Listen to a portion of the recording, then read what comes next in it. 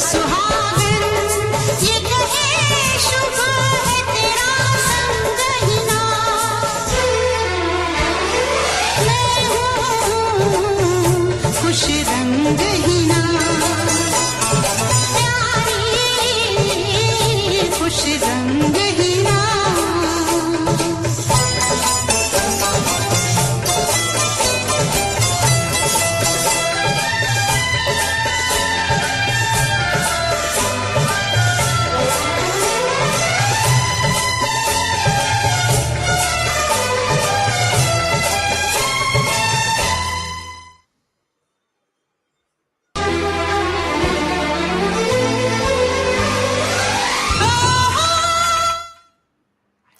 जी हाँ राम, हम हाजिर हैं और मैं भी अपने दर्शकों से नमस्कार कर लेती हूँ। तो जी आज कहाँ और नमस्कार क्या सुरभि जी, सफर। Welcome welcome. धन्यवाद धन्यवाद। तो भाई मैं तो पहाड़ों के इस खूबसूरत सफर से घूम के भी आ गई और आप लोग बस गाना ही सुनते रह गए। नहीं, जी हमारे दर्शक भी आपके साथ ही घूम रहे थे जहाँ तक मुझे पता है। जी। तो तो कहाँ सु- की यादगार यात्रा आज करने चल रहे हैं हम लोग। सुरभि जी, क्यों ना आज हम देहरादून चलें घूमने के लिए और अपने श्रोताओं को भी साथ ले चलें प्यारे प्यारे गीतों के साथ, क्या कहते हैं बिल्कुल आप? बिल्कुल बिल्कुल। देहरादून, बता दूं मैं आपको, बहुत ही पॉपुलर हिल स्टेशन है जहाँ पर तकरीबन पूरे भारत से ही हमारे जो सैलानी हैं, यात्री हैं, वो घूमने के लिए आते हैं। खासकर इस महीने में जो ये गर्मी का महीना आता है, मार्च से लेकर जुलाई तक, काफ़ी घूमने की अच्छी जगह है। यहाँ पर आप बर्फ़ भी देख सकते हैं टाइम टू टाइम। इस वक्त जी तो बर्फ़ नहीं मिलेगी आपको, लेकिन घूमने के लिए फिर भी ये समय बहुत अच्छा है। और ऐसी गर्मी में जब आप दिल्ली जैसे शहर में रहते हैं तो जी। आप घूमने के लिए जा सकते हैं। तो देहरादून देखा जाए तो देहरादून में काफी हसीन वादियां हैं, पर्वतों की गोद में बसा हुआ है और उत्तराखंड की राजधानी है। और जी मुझे लगता है कि दिल्ली से या आसपास से जो जुड़े लोग हैं वो देहरादून जाना ज्यादा पसंद करते हैं। जी, क्योंकि उनके लिए ज़्यादा दूरी नहीं है यहाँ पर। वो मेरे ख्याल में 3 से 4 घंटे में, 5 घंटे में पहुँच जाते हैं। अगर वो हम्म अपने किसी साधन से जाते हैं, ट्रेन से जाते हैं तो भी पहुँच जाते हैं। तकरीबन 5 से 6 घंटे का ही वक्त लगता है उनको। और देहरादून के बारे में और भी बहुत सी बातें हैं। मुझे लगता है कि एक गीत हो जाए पहले, उसके बाद हम और बातें करें। हाँ, लेकिन जहां तक मुझे लगता है कि ज्यादातर लोग देहरादून के नाम पर नहीं, बट मुझे लगता है गंगा गंगा दर्शन के लिए या गंगा स्नान के लिए हर की पौड़ी या हरिद्वार जाने के लिए शायद पहले निकलते हैं। क्या कहते हो आप इस पर। जी बिल्कुल, ये पूरी बेल्ट है। आप ये देख लीजिए, हरिद्वार से लेकर और आपका मानसरोवर तक, जहाँ तक मेरा ख्याल है, वहाँ तक पूरा ही, आप कहीं भी बीच में जाएं आपको सुंदर से सुंदर जगह मिलती हैं। तो लोग हरिद्वार पहले जाना चाहते हैं क्योंकि भाई वो हरि का द्वार है, एक धार्मिक स्थल है। और जो हमारी बिल्कुल 4 जगह हैं जहाँ पर कुंभ मेला जो सजता है, उसका आयोजन होता है, उसमें से एक हरिद्वार भी है। तो उसका तो जी। बहुत बड़ा महत्व है, तो लोग वहीं से शुरुआत करते हैं। ये तो बात सही कही आपने।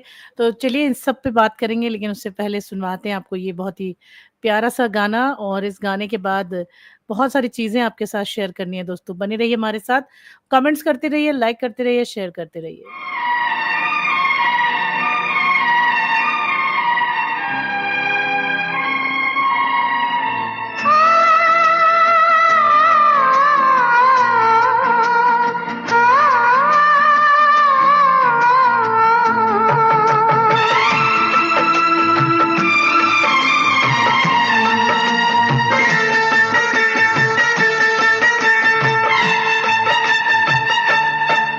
जब हम जवां होंगे जाने कहाँ होंगे, जब हम जवां होंगे जाने कहाँ होंगे, लेकिन जहाँ होंगे वहाँ फरियाद करेंगे, तुझे याद करेंगे। जब हम जवां होंगे जाने कहाँ होंगे, लेकिन जहाँ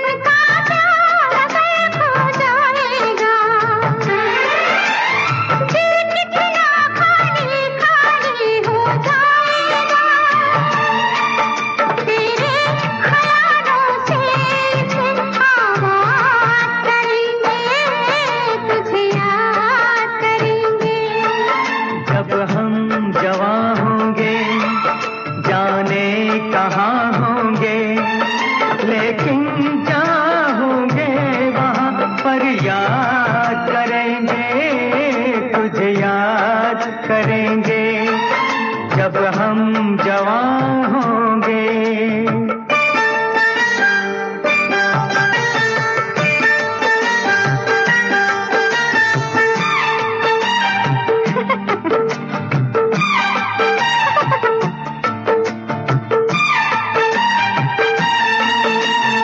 ऐसे हंसती थी वो, ऐसे चलती थी,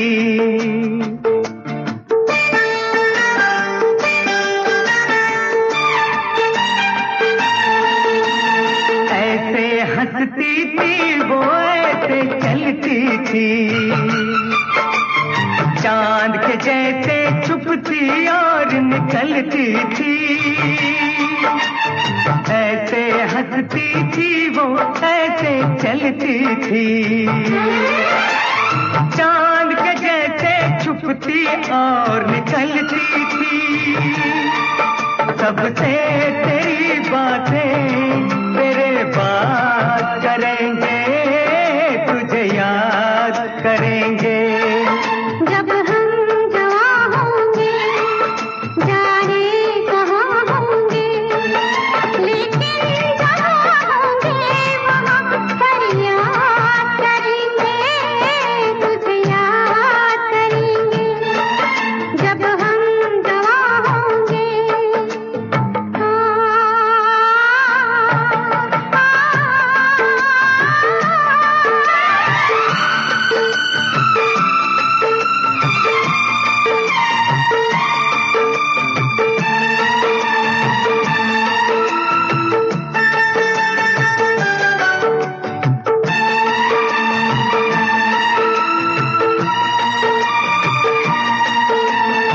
तेरे शबनमी ख्वाबों की तस्वीरों से,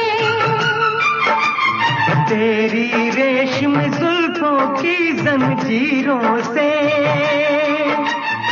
तेरे रेशमी ख्वाबों की तस्वीरों से,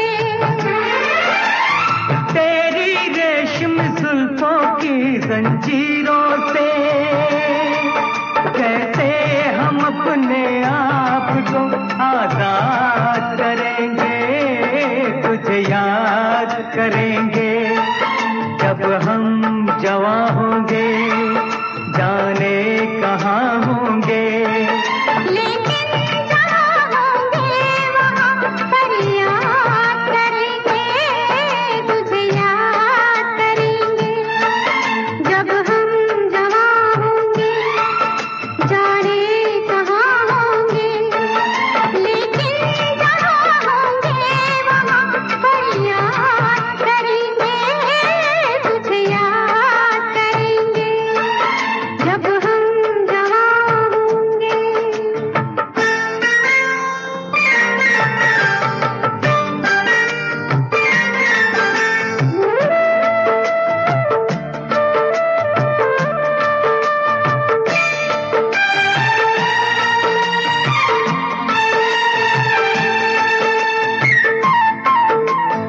ये बचपन का प्यार अगर खो जाएगा, दिल कितना खाली खाली हो जाएगा। ये बचपन का प्यार अगर खो जाएगा, दिल कितना खाली खाली हो जाएगा।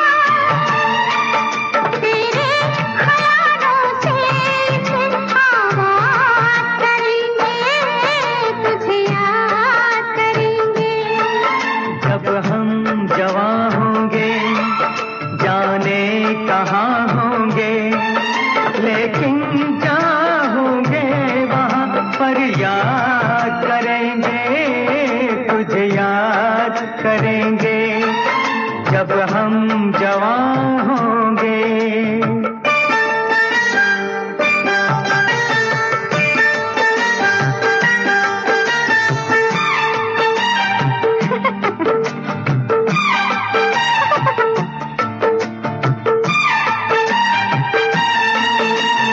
ऐसे हंसती थी वो, ऐसे चलती थी,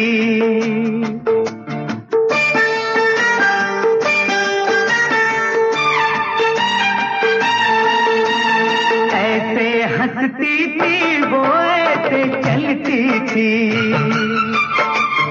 चांद के जैसे छुपती और निकलती थी, ऐसे हंसती थी वो ऐसे चलती थी, चांद के जैसे छुपती और निकलती थी, सबसे तेरी बातें तेरे बात करेंगे, तुझे याद करेंगे।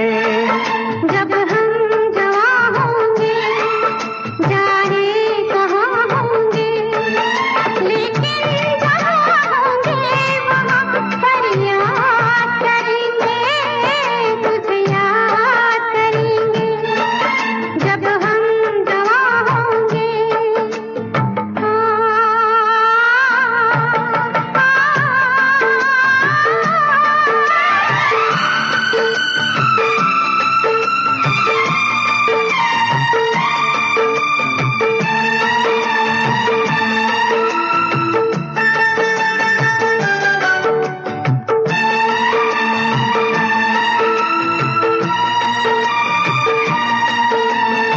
तेरे शबनमी ख्वाबों की तस्वीरों से, तेरी रेशम जुल्फों की जंजीरों से, तेरे रेशमी ख्वाबों की तस्वीरों से, तेरी रेशम जुल्फों की जंजीरों से, कैसे हम अपने आप को आजाद करेंगे, तुझे याद करेंगे। जब हम जवां होंगे जाने कहाँ होंगे, लेकिन जहाँ होंगे वहाँ पर याद करेंगे, तुझे याद करेंगे।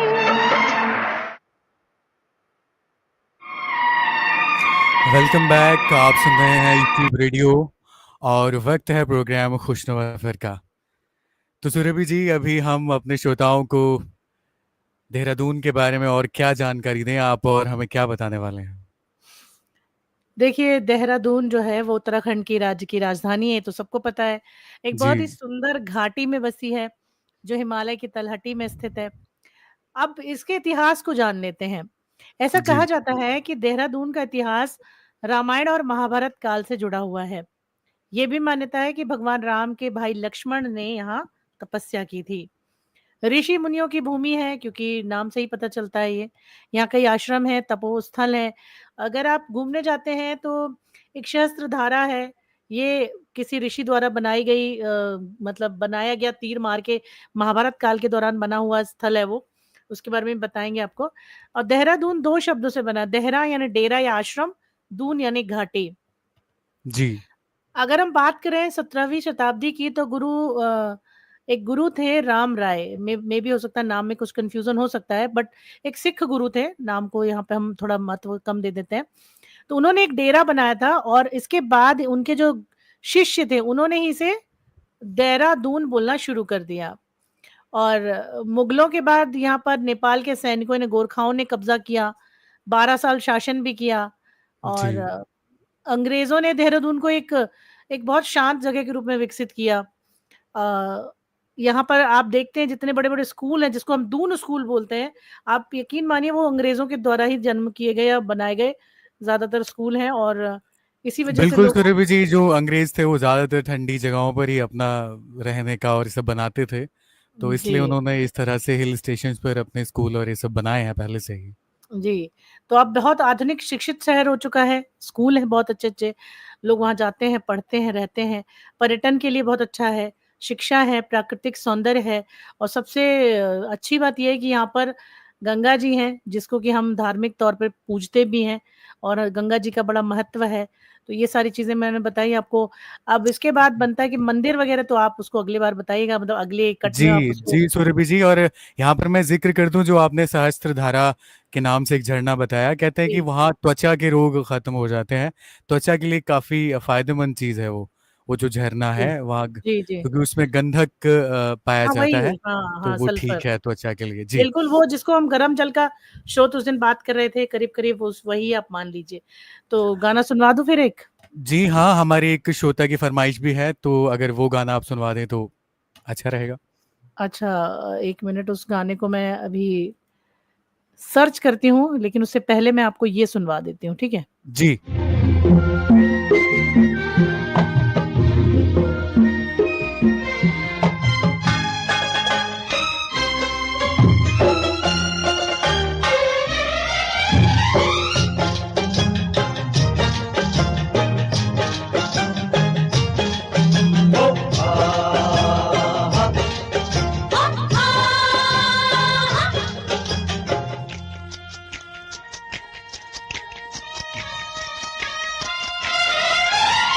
सुन सबा सुन प्यार की धुन सुन सबा सुन प्यार की धुन मैंने तुझे चुन लिया तू भी मुझे चुन चुन चुन सुन सुन सबा सुन प्यार की धुन मैंने तुझे चुन लिया तू भी मुझे चुन सुन सबा सुन प्यार की धुन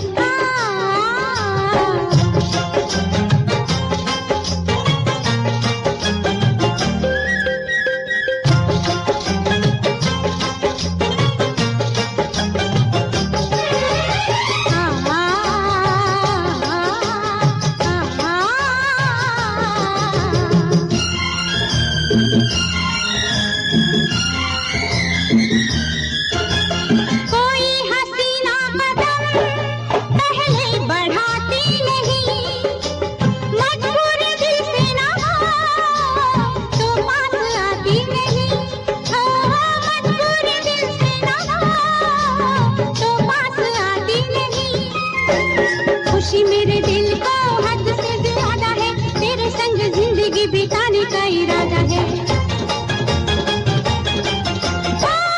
प्रीत के ये धागे तू भी संग मेरे बुन सुन सबा सुन सुन सुन प्यार की धुन मैंने तुझे चुन लिया तू भी मुझे चुन चुन चुन सुन सुन सबा सुन प्यार की धुन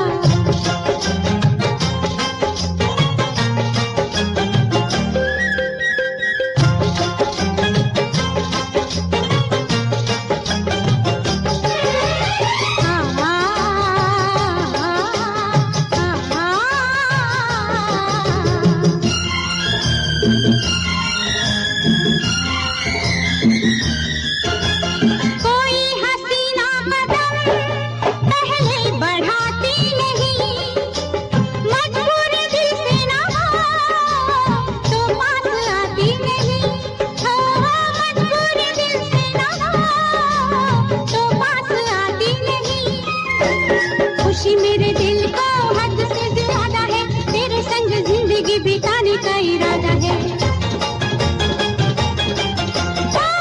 प्रीत के ये धागे तू भी संग मेरे बुन, सुन साहिबा सुन, सुन सुन प्यार की धुन। मैंने तुझे चुन लिया, तू भी मुझे चुन, चुन चुन सुन सुन साहिबा सुन, प्यार की धुन।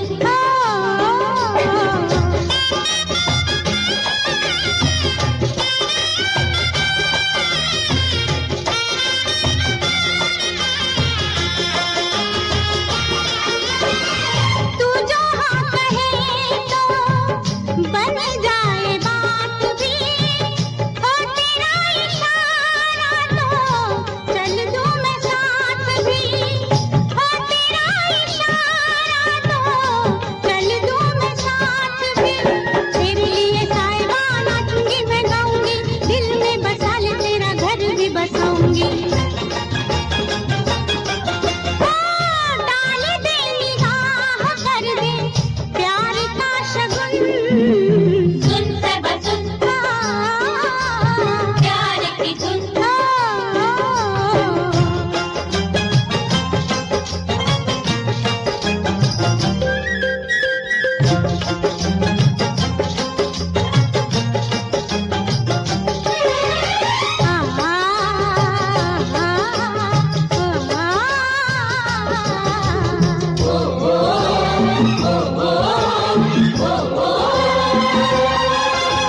मेरा ही खूने जिगर देगा गवाही मेरी, तेरे ही हाथों लिखी शायद तबाही मेरी, हो तेरे ही हाथों लिखी शायद तबाही मेरी। दिल तुझ पे वारा है, जान तुझ पे मारूंगी, आए कि ना आए तेरा रास्ता निहारूंगी। कर दे कबूल मुझे, होगा बड़ा पुण्य, सुन साहिबा सुन, सुन सुन प्यार की धुन। मैंने तुझे चुन। भाई इस बेहद ही खूबसूरत गीत के बाद एक बार फिर से हाजिर हैं हम दोनों आपसे देहरादून के विषय में प्यारी प्यारी बातें करने के लिए। क्यों सुरभि जी? बिल्कुल बिल्कुल। तो बताइए राम, कहाँ कहाँ घूमने जा सकते हैं जो लोग देहरादून आज तक नहीं गए हैं?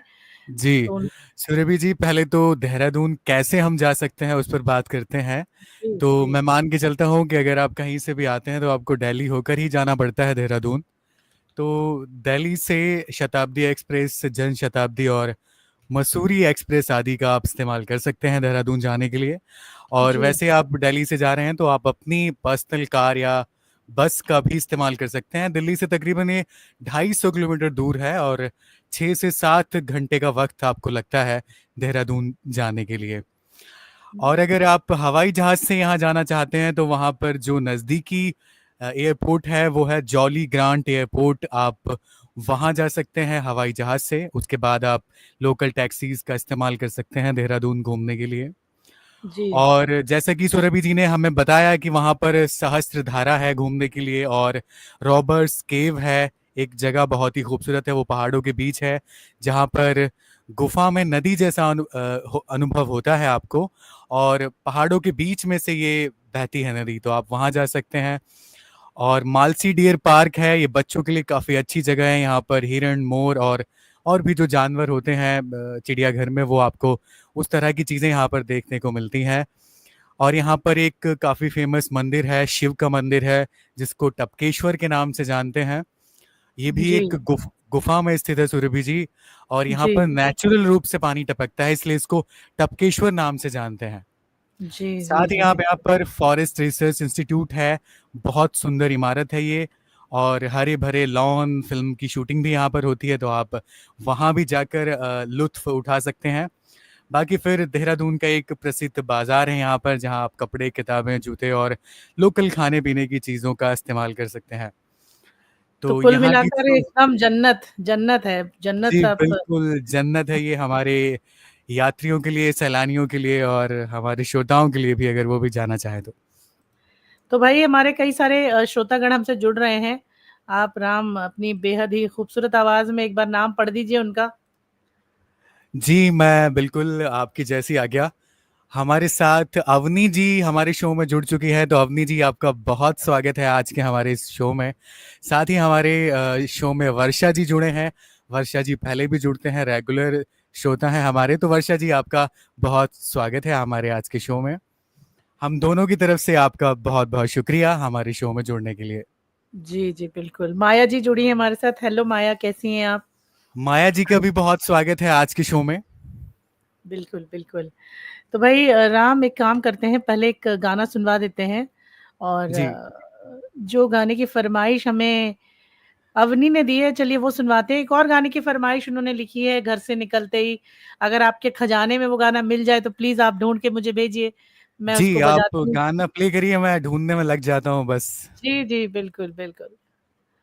तो भाई बहुत ही खूबसूरत सा गीत आपकी नजर कर रहे हैं, आओ ना, साधना सरगम की आवाज।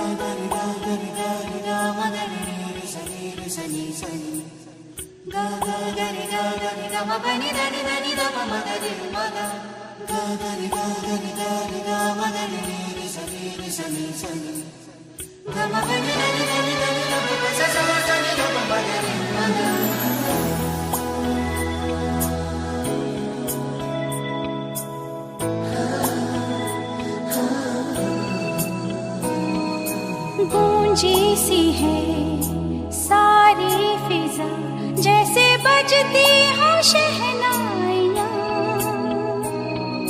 लहराती है महकी हवा, गुनगुनाती है तन्हाइयाँ। सब गाते हैं, सब ही मदहोश हैं, हम तुम क्यों खामोश हैं। साज़े दिल छेड़ो ना, चुप हो क्यों, गाओ ना, आओ ना, आओ ना, आओ ना,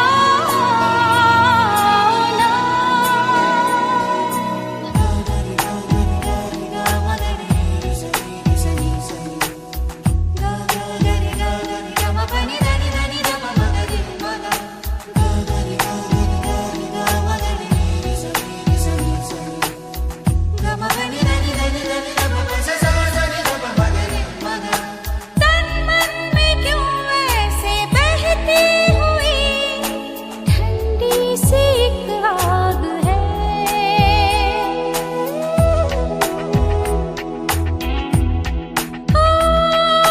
सांसों में है कैसी ये रागिनी, धड़कन में क्या राग है। ये हुआ क्या हमें, हमको समझाओ ना, ये हुआ क्या हमें, हमको समझाओ ना। सब गाते हैं, सब ही मदहोश हैं, हम तुम क्यों खामोश हैं।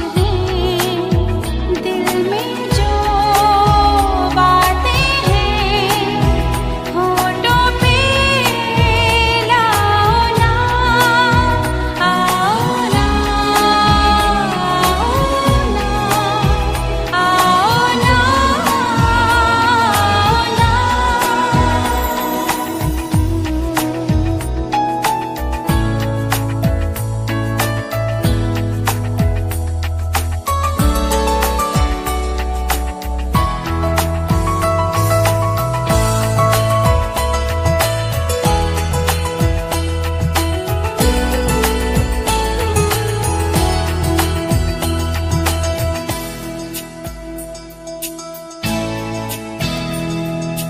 अब कोई दूरी न उलझन कोई, बस एक इकरार है। अब ना कहीं हम न तुम हो कहीं, बस प्यार ही प्यार है। सुन सको धड़कने इतने पास आओ ना, सुन सको धड़कने इतने पास आओ ना। सब गाते हैं, सब ही मदहोश हैं, हम तुम क्यों खामोश हैं।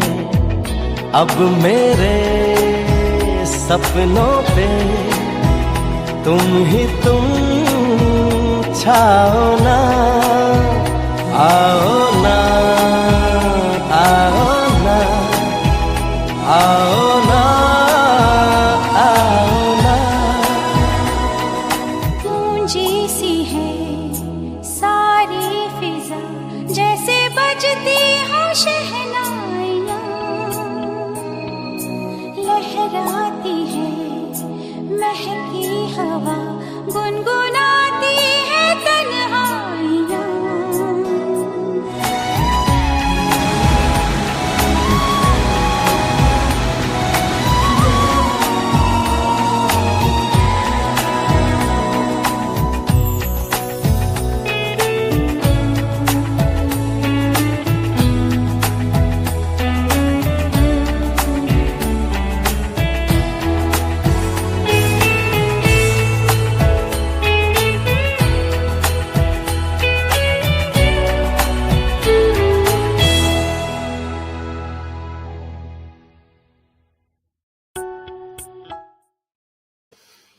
तो बहुत ही प्यारा सा नगमा, बहुत ही प्यारा सा गाना। इस गाने को सुनते सुनते ही मैं खो गई थी नज़ारों में। तो भाई घूमने अगर जाते हैं किसी पहाड़ी जगहों पर, तो मुझे लगता है कि थोड़ी सावधानियां भी ज़रूर बरत लेनी चाहिए। क्यों राम जी, क्या कहते हैं आप? सावधानी बरतनी इसलिए ज़रूरी है क्योंकि पहाड़ी क्षेत्र है, मौसम बदल सकता है, तो छाता रखें, रेनकोट रखें, गर्म कपड़े लेकर जाएँ, या जिस मौसम में जा रहे हैं उस मौसम के हिसाब के कपड़े लेकर जाएँ, पहन कर जाएँ। अगर आप मसूरी हैं या आस-पास और ऊँचाई वाली जगहों पर जा रहे हैं, तो पहले भी हम बता चुके हैं, जब पहाड़ी क्षेत्रों पे कोई जाता है ट्रैवल करने, तो साँस की दिक्कत होती है, चक्कर आ सकते हैं, तो थोड़ा रेस्ट करें, आराम करें और अपनी जो हेल्थ है, उसको चेक करके बिल्कुल जाएँ। और ट्रैकिंग करने जा रहे हैं या नॉर्मल भी चल रहे हैं, तो चप्पलों की बजाय जूते पहने और अच्छे मज़बूत आरामदायक जूते खरीदें जाने के लिए। ट्रैवल में आप जितना चलेंगे और चलने के लिए आप जितने अच्छे शूज़ अपने पैरों में डालकर पहनकर चलेंगे, आप ज़्यादा अच्छा फ़ील करेंगे। स्वस्थ रहने के लिए साफ़ पानी पिएँ, ये नहीं है कि कहीं का भी पानी आपने उठा लिया, पी लिया। तो पानी जो है वो साफ़ लें और अच्छी क्वालिटी का लें, और खाना भी आप सोच समझ कर खाएँ, हर जगह खाएँ भी ना। स्थानीय नियमों का पालन बहुत ज़रूरी है। अगर मान लीजिए किसी मंदिर में जा रहे हैं या कोई ऐसी जगह है जहाँ पे शोर नहीं करना है, सफाई रखनी है, तो ये बिल्कुल ध्यान रखें। आजकल आपने देखा होगा कि कई जगहों पर रील्स शेयर करते हैं लोग, और जब रील शेयर करते हैं, सो उसमें एक लोकेशन बता रहे होते हैं। लास्ट में वो बोलते हैं कि अगर आप इस जगह पे जाएँगे तो प्लीज़ यहाँ गंदगी ना फैलाएँ, क्योंकि कई लोगों का ये मानना है कि ऐसे तो लोग घूमने नहीं जाते, लेकिन रील्स देख के सोचते हैं कि अरे हम चले जाते हैं इस जगह पे। तो जब आप किसी भी जगह जा रहे हैं, तो वहाँ की क्लीनिंग का, सफाई का, वहाँ के रूल्स का पालन भी हमको या आपको ही करना होगा। इसके अलावा अपनी आईडी कार्ड्स लेकर जाएँ, पावर बैंक, मोबाइल, नक्शा, जीपीएस और उस क्षेत्र की जानकारी ज़रूर लेके जाएँ, ठीक है? साथ ही आपको मैं बता दूँ कि कुछ एरियाज़ में, कुछ पहाड़ी एरियाज़ में डिजिटल पेमेंट नहीं चलते हैं, तो अपने साथ थोड़े नगद कैश भी रख कर चलें। तो राम जी जो है, मुझे लग रहा है निकल गए घूमने के लिए, है ना? और इसके अलावा अवनी कह रही है मैं प्लास्टिक पेन लेती हूँ बारिश में। Okay, very good. School time पे हम रिक्शा से जाते थे और बारिश में रिक्शा वाले भैया नहीं आते थे, तो रेनकोट और पैर में प्लास्टिक पहन के जाते थे। बिल्कुल, बिल्कुल, सही कहा आपने अवनी जी। हम जहाँ रहते थे जबलपुर में, वहाँ तो बहुत बारिश होती है, आज भी होती है वहाँ बारिश। हम स्कूल के टाइम पे हमारे पास सबके पूरे घर के पास अपनी-अपनी रेनकोट और हमारे पास अम्ब्रेला हुआ करते थे। सिर्फ़ मम्मी के पास रेनकोट नहीं था क्योंकि वो नहीं जाती थी। लेकिन जब कभी वो जाती थी, तो उनके लिए भी कुछ ना कुछ तो था ही। क्या राम जी आप गाना ढूँढ रहे हैं जी या क्या कर रहे हैं? नहीं सुरभि जी, मैं आपकी बातें बड़े ध्यान से सुन रहा हूँ और आपने बहुत ही खूबसूरत बात कही जिस पर ज़्यादातर लोगों का ध्यान नहीं जाता। वो बात ये है कि जब हम घूमने जाते हैं ऐसी खूबसूरत जगहों पर, तो उसकी साफ-सफाई जो है वो हमसे अक्सर चूक जाती है। जो कि एक बहुत बड़ा कारण है कि आज देखिए न्यूज़ में भी हम सुनते हैं कि ऐसी जगहों की जो खूबसूरती है वो इस वजह से कम हो रही है। प्लास्टिक का हम यूज़ करते हैं, वहीं पर फेंक देते हैं, बोटल्स फेंक देते हैं, जिसकी वजह से वहाँ पर बहुत सारी गंदगी बढ़ती है। और उसके बाद आप सोचिए, अगर हम ऐसी ही वहाँ पर सफाई का ध्यान ना रखें तो क्या हम दोबारा वहाँ जाएंगे या कोई आना चाहेगा? तो ये बात आपने बहुत खूबसूरत कही। और आपने छोटी छोटी चीज़ों के बारे में कहा कि जब आप पहाड़ी पर जाते हैं, ऊपर की तरफ जाते हैं, तो ऑक्सीजन लेवल वहाँ कम होता है, तो दवाइयों का भी, जो ज़रूरी दवाइयाँ हैं वो भी आप अपने साथ लेकर जाएं। बिल्कुल, तो भाई बहुत बिल्कुल। शुक्रिया आपका ऐसी खूबसूरत जानकारी के लिए। बिल्कुल।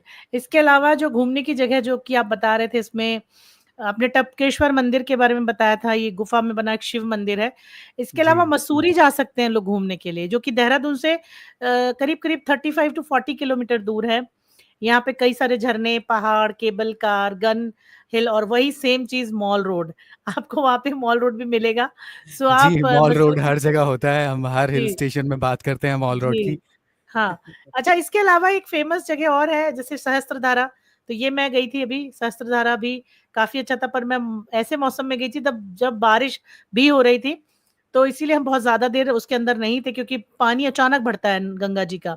जी इसके अलावा सहस्त्रधारा में तो चलो फिर भी मैंने जितनी देर में उसके अंदर थी तो चली गई थी, लेकिन इसके बाद बारिश शुरू हो गई और हम पहुँचे रॉबर्ट्स केव यानी गुच्चू पानी। रॉबर्ट केव के बारे में लोग इतना नहीं जानते पर गुच्चू पानी बड़ा फ़ेमस है। हालाँकि दोनों एक ही जगह हैं, पर नाम गुच्चू पानी बहुत फ़ेमस है। ये पत्थरों के बीच में पानी की जैसे वो निकलती है जैसे नद छोटी-सी क्या बोलेंगे उसको तालाब नहर नहर, कुछ वैसा जी, एक लंबा-सा धारा निकलती है वहां से। हाँ, हाँ, लेकिन ये वही चीज़ है बारिश बहुत हो रही थी तो हमारे को एंट्री ही नहीं मिली गुच्चू पानी के अंदर, तो ये भी एक फ़ेमस स्पेस है, लोग जाते हैं इसके अंदर और अगर आप ऋषिकेश तरफ चले आते हैं तो आपको लक्ष्मण झूला भी मिलता है और शायद राम झूला भी उसी साइड कहीं जी पड़ता है। हाँ जी, दोनों ही हैं, वहाँ है ना? राफ्टिंग भी होती है, तो आप हाँ, राफ्टिंग भी कर सकते हैं। हाँ। इसके अलावा एफआरआई यानी फॉरेस्ट रिसर्च इंस्टीट्यूट भी है, लॉन है, म्यूज़ियम है, पलटन बाज़ार है एक और एक डियर पार्क और एक बुद्ध मंदिर भी है। और ये जी ऐसे बुद्ध मंदिर हिमाचल में भी बहुत है, वो भी बहुत अच्छे लगते हैं। तो काफ़ी सारी चीज़ें हैं।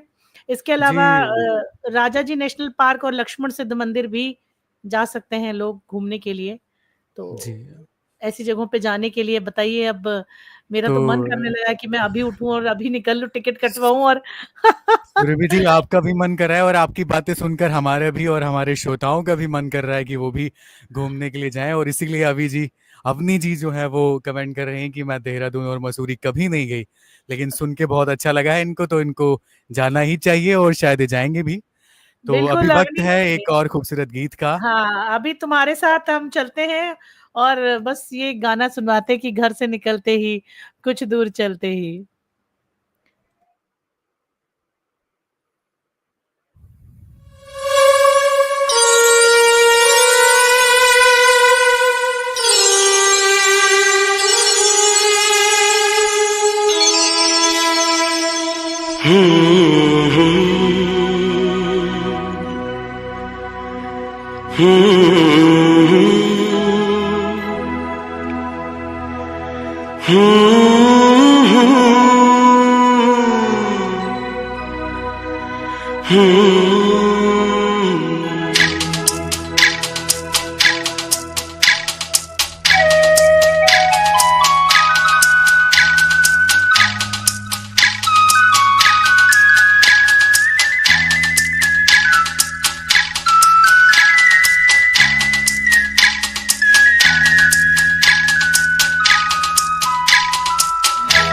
घर से निकलते ही कुछ दूर चलते ही रास्ते में है उसका घर। कल सुबह देखा तो बाल बनाती वो खिड़की में आई नजर। घर से निकलते ही कुछ दूर चलते ही रास्ते में है उसका घर। कल सुबह देखा तो बाल बनाती वो, खिड़की में आई नजर। घर से निकलते ही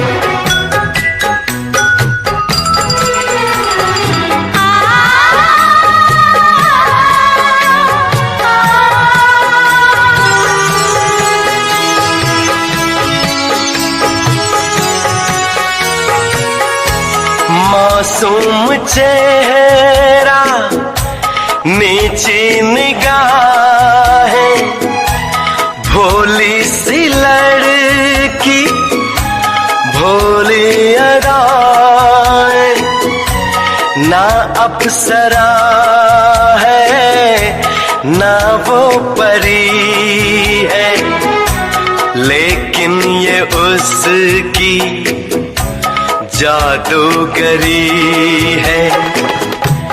दीवाना कर दे वो, एक रंग भर दे वो, शर्मा के देख जिधर।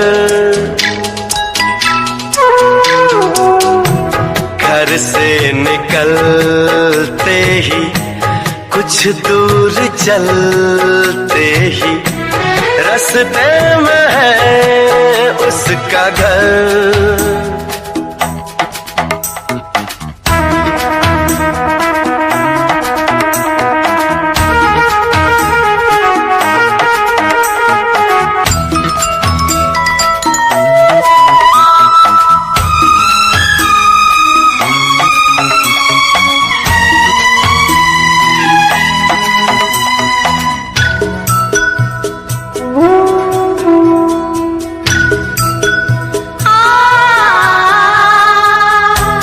करता हूँ उसके घर के मैं फेरे, हंसने लगे हैं अब दोस्त मेरे।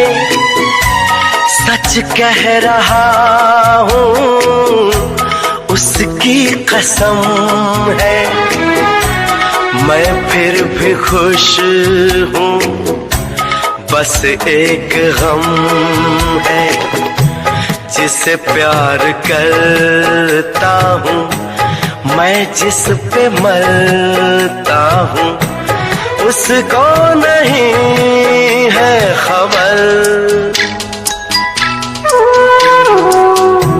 घर से निकलते ही, कुछ दूर चलते ही, रास्ते में है उसका घर।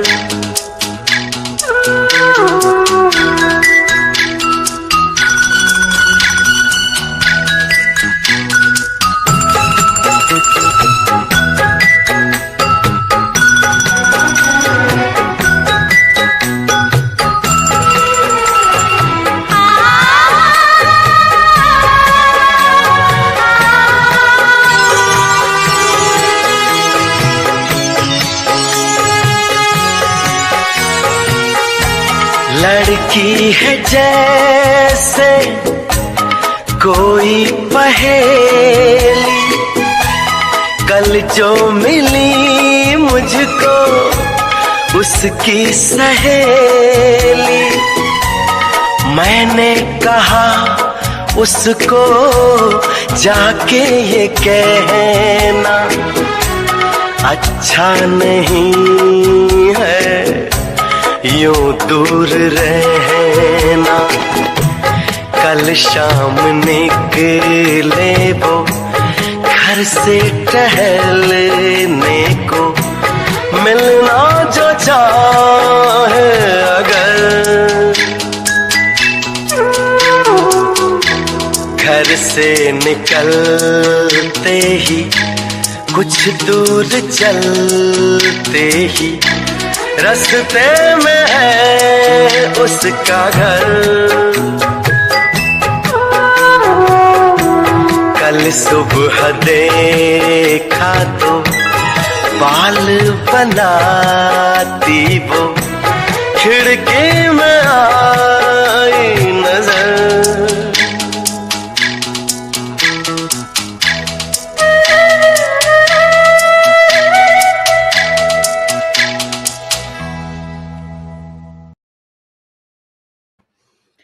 जी, राम, कैसा लगा आपको ये गाना? मुझे लगता है कि गाना अच्छा लगा होगा आपको भी। जी, इस बेहद ही खूबसूरत गीत के बाद हम देहरादून तो पहुंच ही गए हैं। वहां पर क्या क्या घूमना है ये भी हमने जान लिया, लेकिन अगर कुछ खाया भी ना जाए तो थोड़ा फीका लगता है।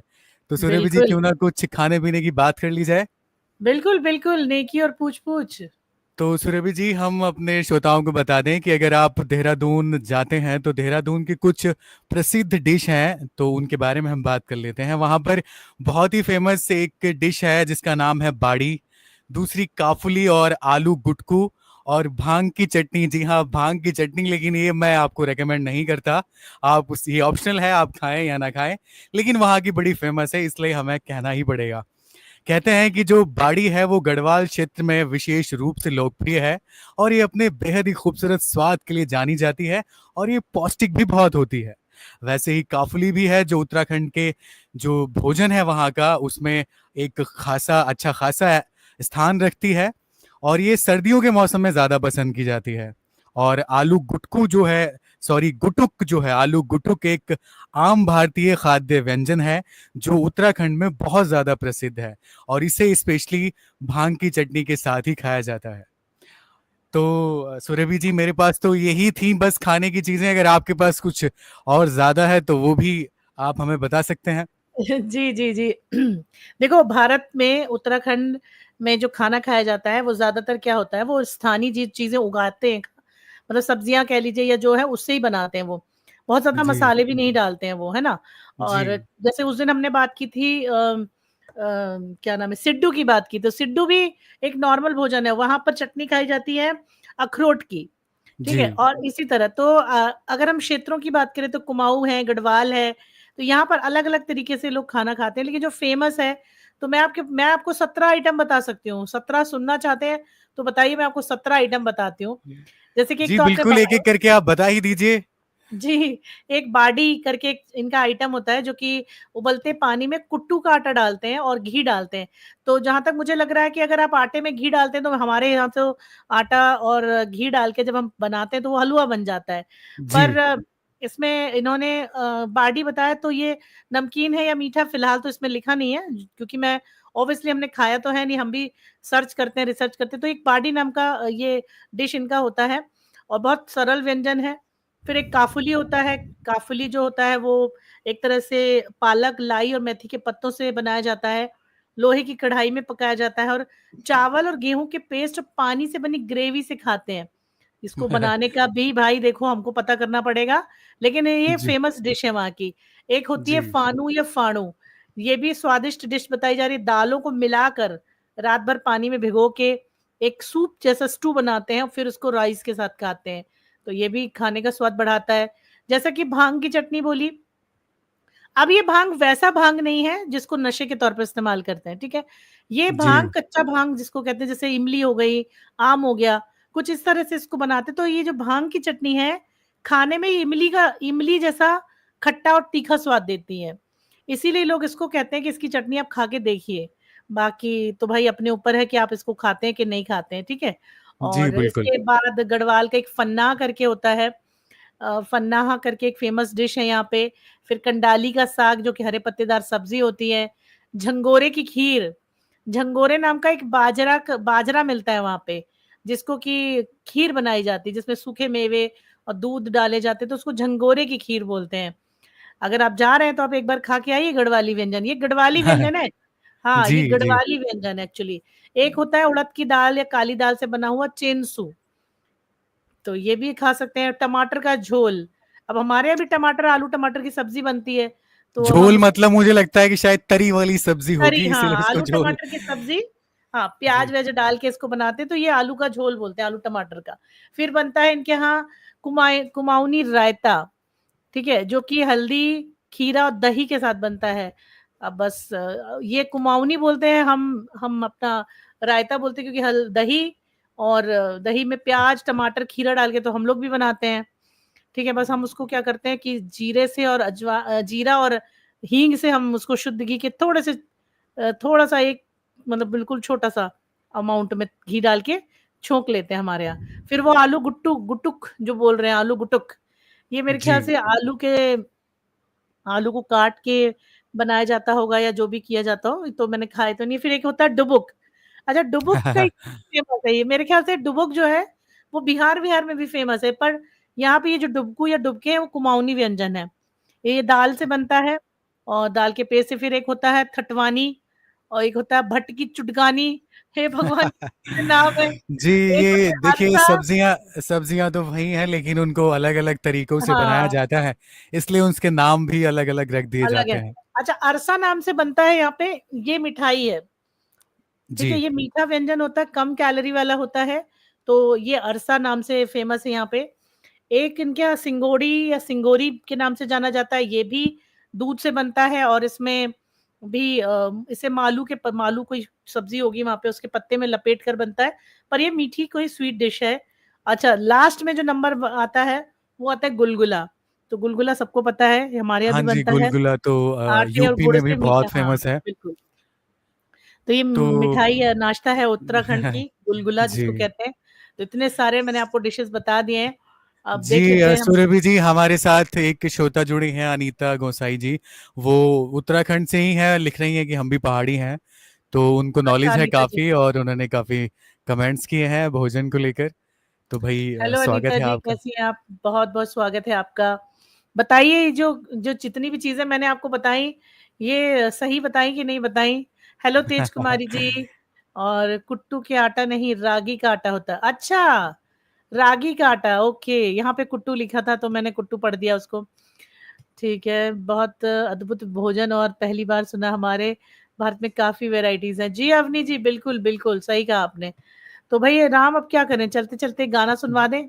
जी, बिल्कुल, अभी हम प्रोग्राम के अंत में पहुँच चुके हैं, तो कुछ एक गीत और ले लेते हैं हम। एक फरमाइशी गीत और था, अगर आप बजा सकें तो। जी,